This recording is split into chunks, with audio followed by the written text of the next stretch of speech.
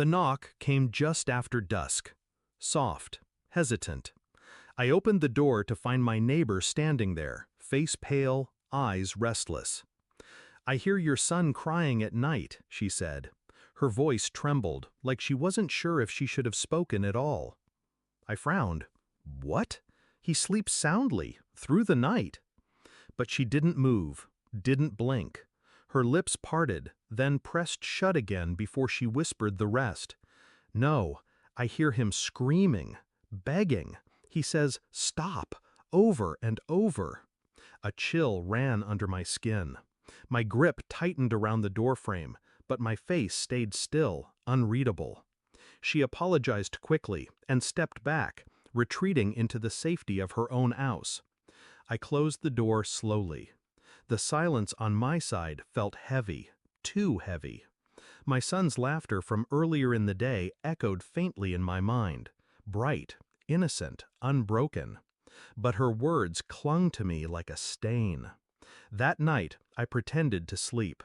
My body lay still, breathing even, while my ears sharpened to every creak, every shift in the house. Sometime past midnight, I heard it. A door hinge groaning softly down the hall. His door, opening, and then footsteps.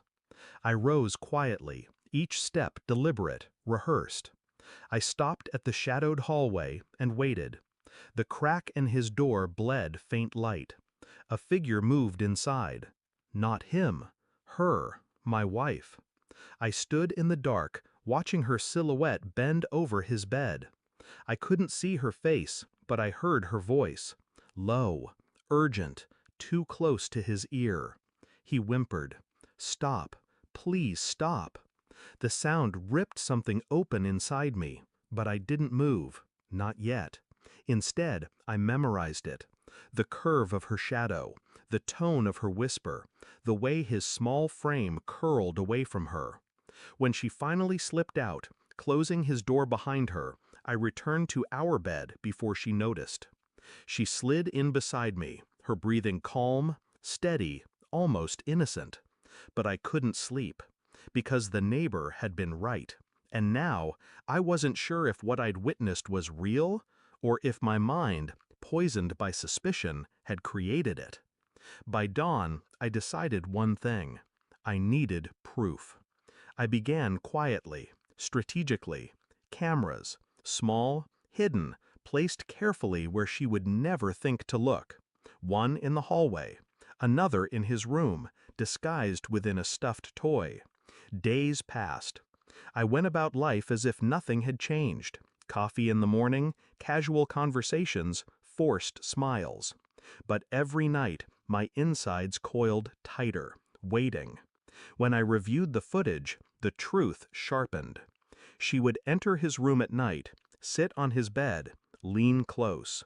No overt violence, no raised hand, but her voice, icy, suffocating, pressed into him like a blade. "You'll stay quiet. You don't tell him. You're mine, not his." Her words slithered like venom. He didn't scream loudly, he whispered his fear, but fear enough to choke a child. It wasn't physical, it was worse. She was carving him from the inside. And I realized what her betrayal really was. Not of me, of him, of innocence. She wasn't cheating in the flesh, but in something deeper. She had a secret life, hidden cruelty, a twisted hunger for control. And she thought no one would ever know. The night I confronted her, I didn't raise my voice. I simply placed the tablet on the table, pressed play.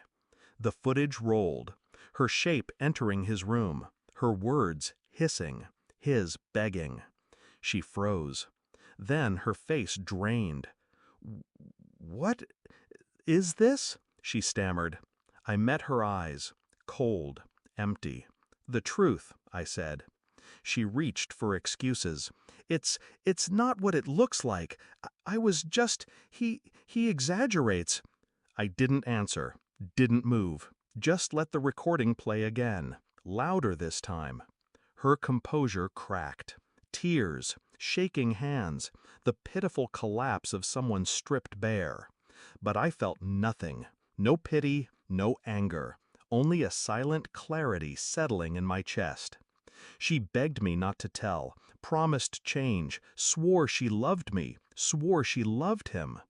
I waited until her voice broke into sobs, until she clutched my arm, desperate, as if she could pull me back into her orbit.